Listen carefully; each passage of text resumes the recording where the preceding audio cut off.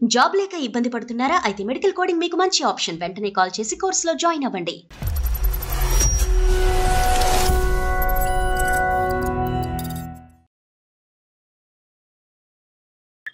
Once marriage అయిన తర్వాత time అంటూ ఇచ్చేవాడే కాదు. తను బిజీగా ఉంటూ ఉండేవాడు. అసలు నన్ను పట్టించుకునేవాడు కాదు. ఎంత చెప్పినా వినేవాడు కాదు అని అలా పరిగెడుతూ ఉండేవాడు. ఇంకా విసుకొచ్చేసింది సార్ లాస్ట్ కి. ఇంట్లో వాళ్ళందరూ కూర్చోబెట్టి మాట్లాడి మ్యూచువల్ గా డైవర్స్ తీసుకున్నాం సార్, ఇద్దరం ఫ్యామిలీ మెంబర్స్ అందరు. డైవర్స్ అనేటటువంటి ప్రపోజల్ ఇంట్రెస్ట్ మొట్టమొదటిసారిగా ఎవరి దగ్గర నుంచి వచ్చింది? నీ దగ్గర నుంచి, అతని దగ్గర నుంచి? నా దగ్గర నుంచి వచ్చింది సార్. ఇంట్లో వాళ్ళు ఒప్పించి నాకు సెకండ్ మ్యారేజ్ చేశారు సార్. ఇది ఎప్పుడు? డైవర్స్ అయిపోయిన తర్వాత 6 months తర్వాత చేశారు సార్. తను వర్క్ లో ఉంటున్నారు అని అలా అనుకుని తనకి డైవర్స్ ఇచ్చాను. దీని ఇంకా చాలా ఘోరం సార్. ఏమైందమ్మా ఇతనికి? ఇతను ఇంకా అసలు ఇంకా పట్టించుకోవడం కాదు సార్. గర్ల్ ఫ్రెండ్స్, ఇంకా పబ్బులు,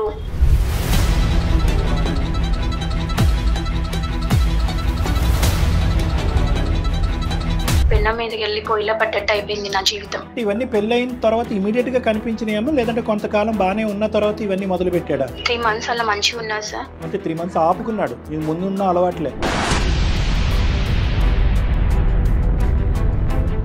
నాకు డైవర్స్ ఇచ్చేసే వెళ్ళిపో, నిన్నెవరు అంటున్నారు, నువ్వు కూడా వెళ్ళు, ఎవరితో నిన్న వెళ్ళు అని చెప్పేసి మాట్లాడతారు సార్. ఈ మధ్య ఫస్ట్ హస్బెండ్ కి ఒకసారి వెళ్తూ ఉంటే రోడ్ మీద కనిపించారు సార్. కనిపించినప్పుడు హ్యాపీగా ఉన్నావా అని అడిగారు సార్. అతను పెళ్ళి అవ్వలేదమ్మా? అతను మ్యారేజ్ చేసుకోలేదు సార్. ఆ అబ్బాయి చూడండి, తెలివైన వాడు, ఇంకా చేసుకోలేదు. ఏమన్నాడమ్మా? సార్ ఇలా ఉంది, నా లైఫ్ ఇలా ఉంది అని అంటే పర్లేదు నిన్ను యాక్సెప్ట్ చేస్తాను అన్నాడు సార్. తను ఫస్ట్ హస్బెండ్ నన్ను యాక్సెప్ట్ చేస్తానని చెప్పాడు సార్. అంటే నీకు కనిపించలేదు అతను, నువ్వే కాల్ చేసావు కదా రమ్య? అవును మేడం, నాకే ఇంకా తనతో ఒకసారి మాట్లాడాలనిపించింది మేడం. అటువంటి టార్చర్ కూడినటువంటి వాతావరణంలో ఉండమ్మా, భరించమ్మా అనేటటువంటి వేదిక ఇది కాదు. దాన్ని ఎప్పుడు నేను జయగారు ఎప్పుడు సమర్థించు. కానీ ఇప్పుడు అందులోంచి బయటపడవలసినటువంటి నువ్వు నిర్ణయం తీసుకునేటటువంటి కెపాసిటీలో ఇమోషన్స్ అనేటటువంటిది కవర్ చేయటం వల్ల తొందరపాటు నిర్ణయాలు తీసుకునే రమ్య మాకు కనిపిస్తుంది.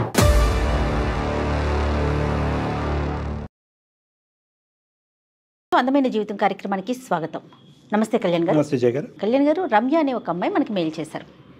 ఒక సమస్య, దాంట్లో నుంచి బయటపడేసరికి ఇంకొక సమస్య. ఏది తప్పు ఏది కరెక్ట్ అనేది తను అసలు నిర్ణయించుకోలేకపోతుంది. కన్ఫ్యూజన్ లో ఉంది, ఏం చేయాలో అర్థం కాక మనల్ని అప్రోచ్ అయ్యి ఒకసారి కాల్ చేసేస్తానండి.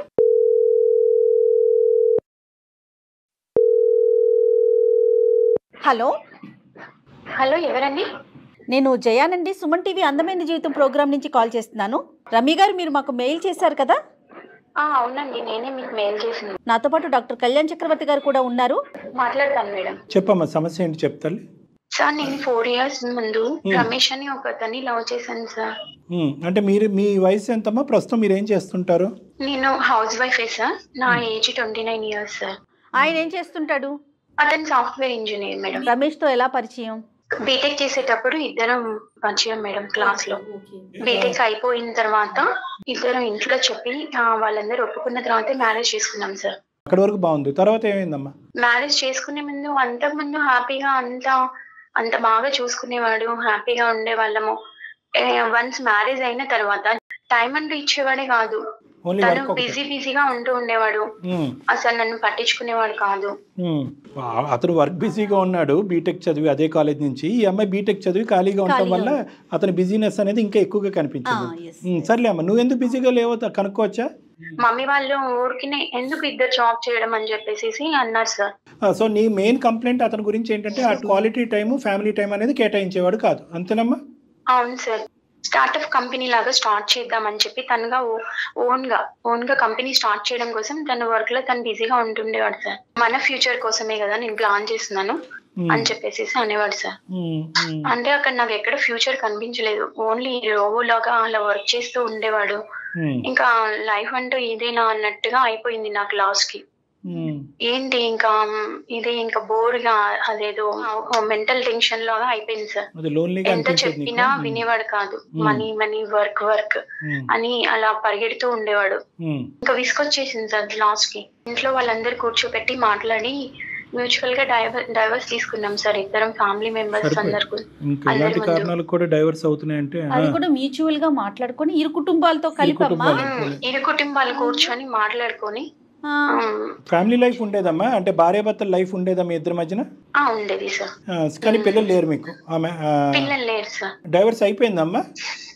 అయిపోయింది సార్. ఎంతకాలం కలిసి ఉన్నారు? 2 years కలిసి ఉన్నాం sir. 4 years love, 2 years marriage.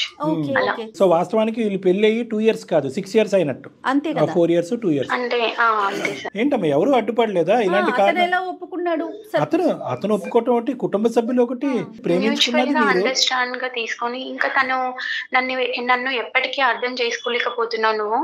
నేను కంపల్సరీగా స్టార్ట్అప్ కంపెనీ పెట్టాలి, నేను డెవలప్ అవ్వాలి, నా ఏం నేను రీచ్ అవ్వాలి అని చెప్పి మ్యూచువల్ గా అండర్స్టాండింగ్ అంటారమ్మా, మ్యూచువల్ గా మిస్అండర్స్టాండింగ్ అంటారు.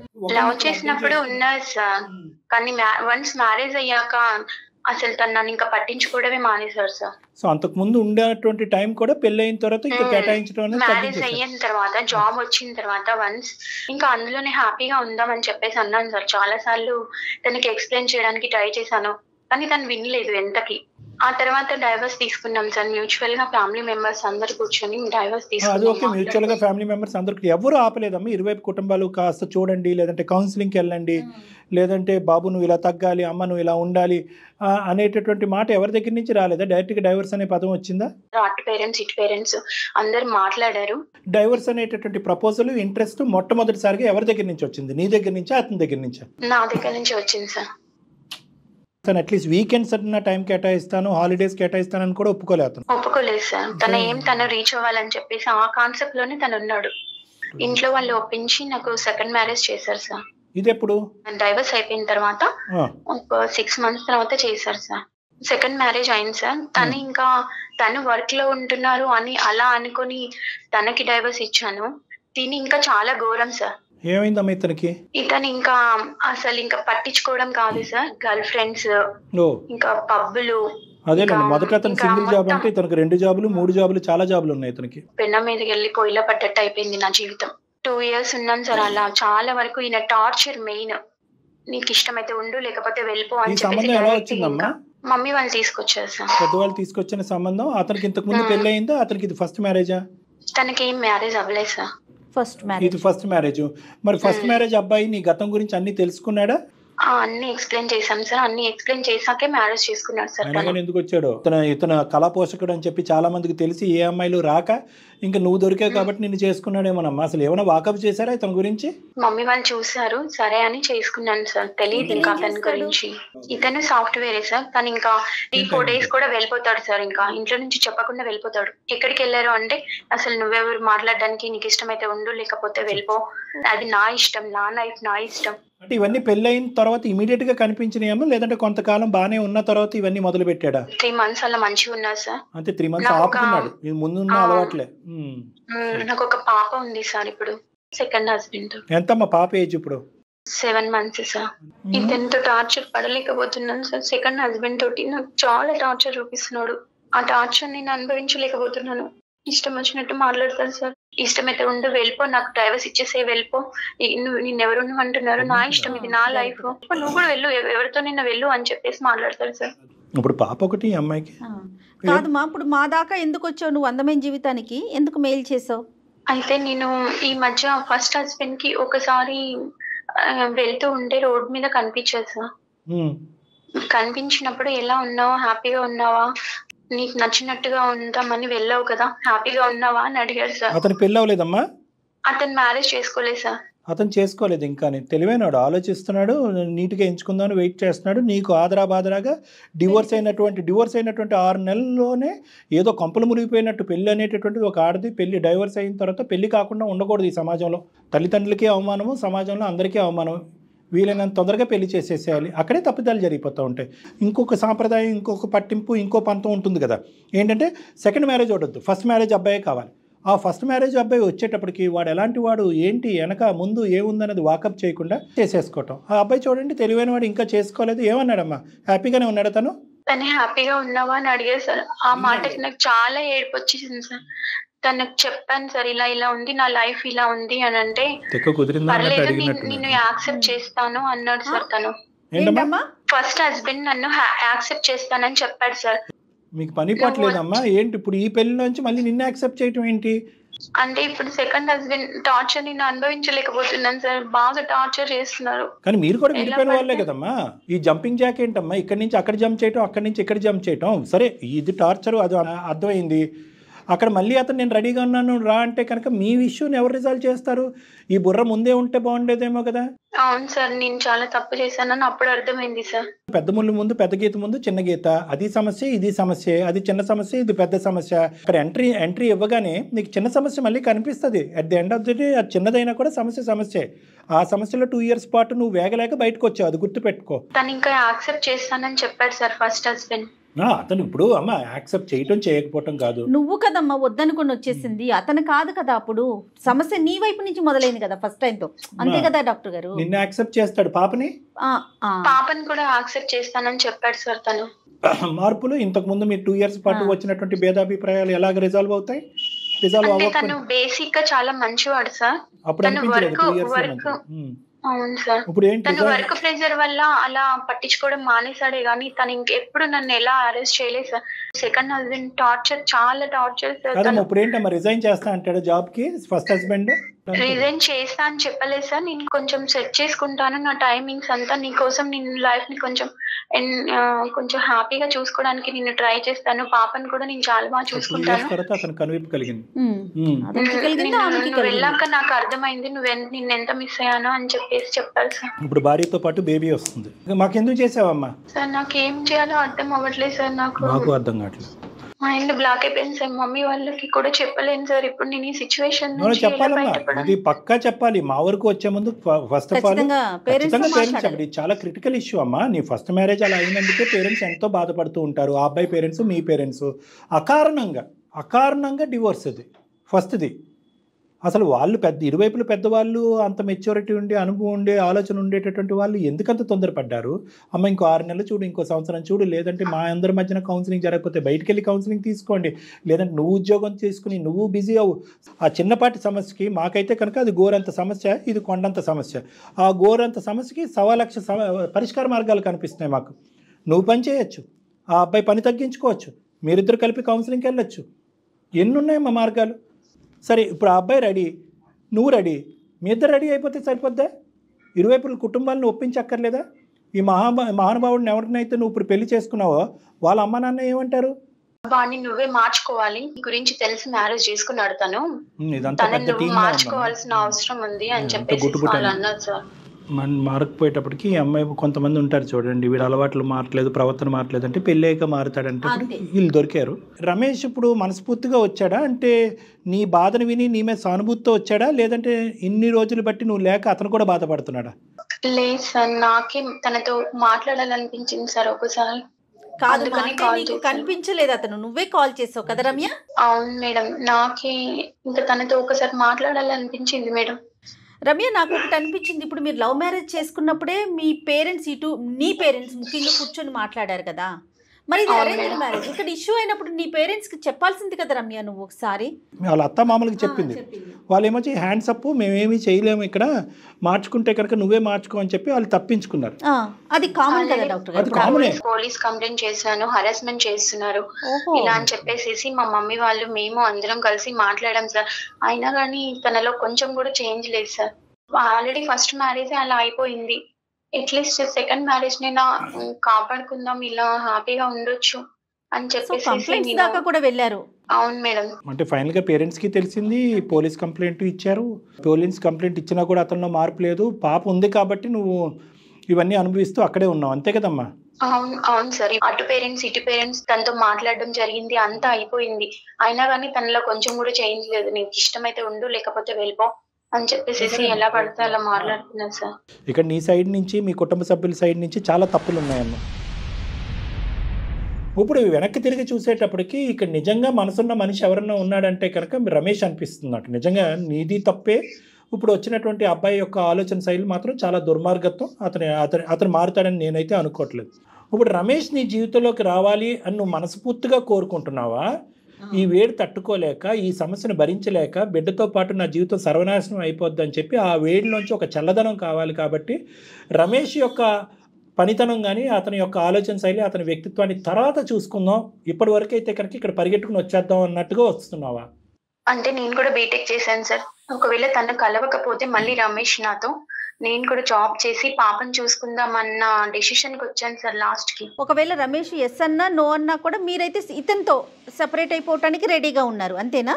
అంతే మేడం. ఇప్పుడు రమేష్కి నీ మీద ఉన్న ప్రేమతో పాపని యాక్సెప్ట్ చేస్తా అన్నాడు. అది గుర్తుపెట్టుకో. రమేష్కి ఇప్పుడు ప్రత్యేకమైనటువంటి నీ బిడ్డ మీద ఏమీ అంత గొప్ప ప్రేమ అవేమీ పుట్టుకురావు. దయచేసి ఆ అంశాన్ని పక్కన పెడదాము. ఈ సెకండ్ వచ్చినటువంటి వ్యక్తి యొక్క జీవితం అతనితో పాటు ప్రయాణం అయితే మాత్రం కొనసాగించాలని అనుకోవట్లేదు. అతను కూడా నిన్ను ఉంచుకోవాలని అనుకోవట్లేదు. అతని అలవాట్లకి, ఆలోచనలకి ఎవరిని అడ్డుపడితే కనుక గెట్అవుట్ అంటున్నాడు. కాబట్టి బహుశా ఇందులోంచి బయటపడటమే కరెక్ట్ అని నువ్వు అనుకున్నావు, అంతేనమ్మా?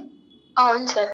అక్కడైతే ఉండమని మేము చెప్పమమ్మా. అది 2వ పెళ్ళైనా, 3వ పెళ్ళైనా, 10వ పెళ్ళైనా అటువంటి టార్చర్ కూడినటువంటి వాతావరణంలో ఉండమ్మా, భరించమ్మా అనేటటువంటి వేదిక ఇది కాదు. దాన్ని ఎప్పుడు నేను జయగారు ఎప్పుడు సమర్థించం.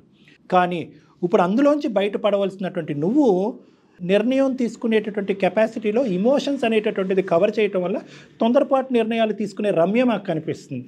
కాబట్టి ఈసారి నువ్వు తీసుకునేటటువంటి నిర్ణయానికి మాలాంటి పెద్దల యొక్క తోడ్పాటు అనేది చాలా ఇంపార్టెంట్.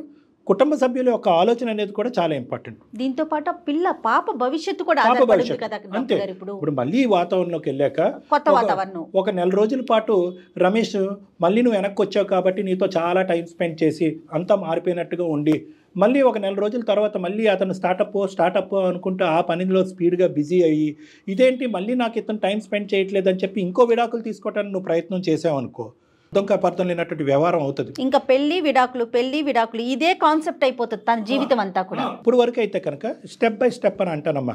పర్లేదు, 1 నెల రోజులు పట్టినా, 6 నెలలు పట్టినా, సంవత్సరం పట్టినా, మేము పాత ప్రేమికులకు పెళ్లి చేసుకున్న తర్వాత విడాకులు తీసుకున్నాం, మళ్ళీ టైం గ్యాప్ ఎందుకండి, రేపో మాపో పెళ్లి చేసేసుకుంటాం అంటే కనుక అది కరెక్ట్ కాదు. నాకు ఇప్పుడు ప్రధానంగా ఏంటంటే you have to take time and stepwise ముందుకెళ్ళటం అనేది మంచిది. మొదటిసారి జరిగినటువంటి ప్రాబ్లం ఏంటంటే ఆ డైవర్స్ అనేటటువంటి వేడి ఆ ఇమోషన్ నుంచి పూర్తి స్థాయిలో నువ్వు నీ కుటుంబ సభ్యులు బయటకు రాకుండానే ఒక పెళ్లి సంబంధం ఎతికారు. వెనక ముందు ఆలోచించకుండా, పూర్వపరాలు తెలుసుకోకుండా పెళ్లి చేసుకుని పప్పులో కాలేశారు. ఫస్ట్ నీ ప్రధానమైనటువంటి కర్తవ్యం ఏంటంటే స్మూత్గా, సేఫ్గా ఈ మ్యారేజ్లోంచి ఎలా బయటకు రావాలి అనేటటువంటి ఫస్ట్ అది నీ ప్రైమరీ ఎజెండా. నువ్వేంటంటే నెంబర్ 2ని నెంబర్ 1 స్థానంలో, నెంబర్ 1ని నెంబర్ 2 స్థానంలో ఆలోచిస్తున్నావు. మళ్ళీ అదే కన్ఫ్యూజన్ జరుగుతుంది ఇక్కడ స్లో డౌన్. నీ ఇమోషన్స్ అనేది పక్కన పెట్టు. నువ్వు డిప్రెషన్లో ఉంటే నా దగ్గరికి ట్రీట్మెంట్కి రా, నీ డిప్రెషన్ క్లియర్ చేస్తాను, చక్కటి నిర్ణయాలు తీసుకొచ్చి ఆ డిప్రెషన్ క్లియర్ అవుతాయి. ఫస్ట్ నీకు కావాల్సింది ఏంటంటే అసలు ఈ మనిషి అన్నంత ఈజీగా నేను వదులుతాడా, రమేష్ ఇచ్చినంత ఈజీగా విడాకులు ఇస్తాడా, లేదంటే నీకు అతను స్టాటిస్టిక్ మెంటాలిటీతో చుక్కలు చూపెడతాడా, లాయర్ కానీ లీగల్గా కానీ ఎటువంటి కేసులు అతని మీద పెట్టి ఎలాగ సాఫీగా బయటకు రావచ్చు. నువ్వు నీ బిడ్డ యొక్క కస్టడీ అనేటటువంటిది కూడా దాని గురించి కూడా నువ్వు ఫైట్ చేయాలి. మీ బిడ్డను వదలటానికి కూడా చాలా ఇబ్బంది పెట్టచ్చు.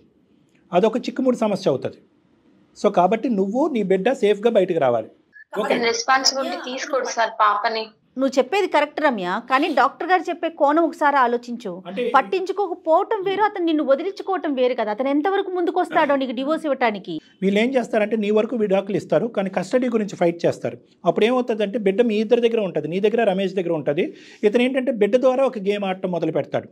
వీకెండ్స్ రావటము, లేదంటే వీకెండ్స్ బిడ్డను తీసుకెళ్ళటము, లేదంటే సమ్మర్ వెకేషన్కో వింటర్ వెకేషన్కో బిడ్డను తీసుకెళ్ళటము. ఈ విధంగా ఆ సాకు చూపెడతాడు. అది ఒక పట్టు అనేటటువంటిది ఉంటుంది. భార్య వద్దు కానీ బిడ్డ కావాలి అనే పట్టు ఉంటుంది. ఇలాంటి మెంటాలిటీ వాళ్ళకి బిడ్డ ద్వారా నీ జీవితంలో మళ్ళీ పుల్ల పెట్టడానికి ఒక ప్రయత్నం చేస్తాడు. ఇలాంటి రకరకాల యాంగిల్స్, కోణాలు ఉన్నాయి. కాబట్టి నీ విడాకుల గురించి ఎంతైతే పోరాటం చేస్తావో బిడ్డ యొక్క కస్టడీ గురించి కూడా నువ్వు ఫైట్ చేయాలి.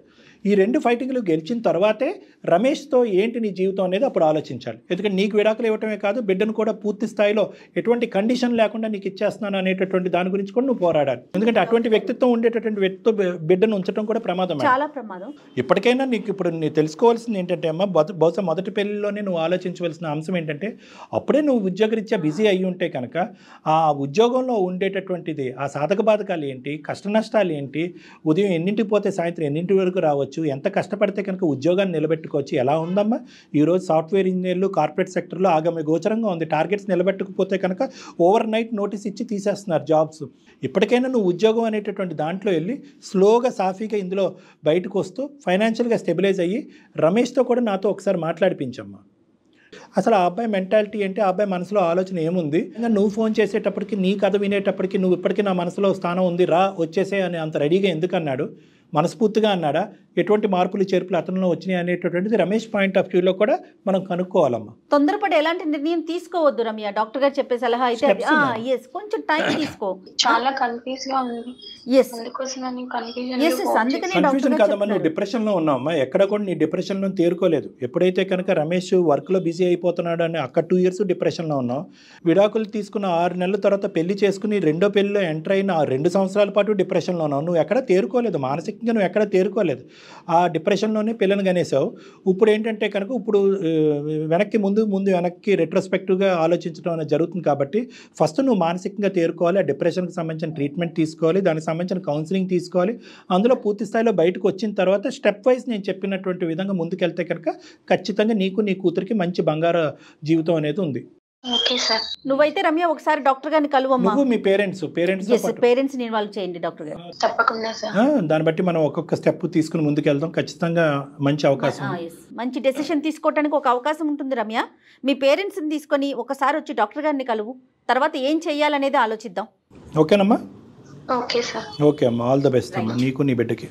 ఓకే, ఆల్ ద బెస్ట్ అమ్మా, థ్యాంక్ యూ. ఎపిసోడ్ మధ్యలో ఒక మాట అన్నారు, పేరెంట్స్ కూడా ఇట్లాగా ఆలోచిస్తున్నారు కళ్యాణ్ గారు. డివోర్స్ అయ్యిందంటే ముఖ్యంగా ఆడపిల్లకి ఇమీడియట్గా ఇంకొక పెళ్లి చేసేసేయాలి, ఏదో కొంప మునిగిపోయినట్టు, ఆ పిల్లకి మళ్ళీ పెళ్లి కాదేమోనని ముందు వెనక ఆలోచించకుండా చేసేయటం. చూడండి ఎలాంటి పరిణామాలకి ఈ పిల్ల అటు చెప్పుకోలేకపోతుంది, ఉండలేకపోతుంది. జయ గారు ఒక చిన్న పాయింట్, ఈ అమ్మాయి కూడా గిల్ట్లో ఉంటుంది. అరే నేను లవ్ చేసినటువంటి వ్యక్తి ఇలా అయిపోయాడు కదా, తల్లిదండ్రులకి పూర్తి హక్కులు ఇచ్చేద్దాం, 2 రోజుల్లో పెళ్లి చేసిన 6 నెలలు పెళ్లి చేసిన ప్రతిదానికి సై అంటే సై అని తలుపుదాం అని చెప్పి ఈ ఆడపిల్లలు లొంగిపోతారు, మానసికంగా చిదిలం అయిపోతారు. తల్లిదండ్రులు ఏంటంటే ఈ లవ్ మ్యారేజెస్ ఫెయిలియర్ కాబట్టి అరేంజ్ మ్యారేజ్ అని చెప్పి ఆదరాబాదరాగా ఒక 4-5 చూస్తారు, ఒకటి సెలెక్ట్ చేస్తారు. ఇప్పుడు సపోర్ట్ చేస్తే పేరెంట్స్ ఓకే, సపోర్ట్ చేయకుండా రిజెక్ట్ చేశారనుకోండి, ఇలాంటి వాళ్ళ ఆలోచన ఇంకెక్కడికెక్కడికో వెళ్ళిపోతుంది. ఇంకెందుకు నాకు ఈ లైఫ్ అన్న థాట్కి వెళ్ళిపోతారు కదండి. అదొక మెయిన్ పాయింట్ ఏమో బహుశా. రైట్ కళ్యాణ్ గారు, ఒకసారి చూద్దాం మీతో మాట్లాడిన తర్వాత నెక్స్ట్ ఏం చేద్దాం అనేది ఆలోచించండి. తప్పకుండా. నమస్తే. నమస్తే మేడం.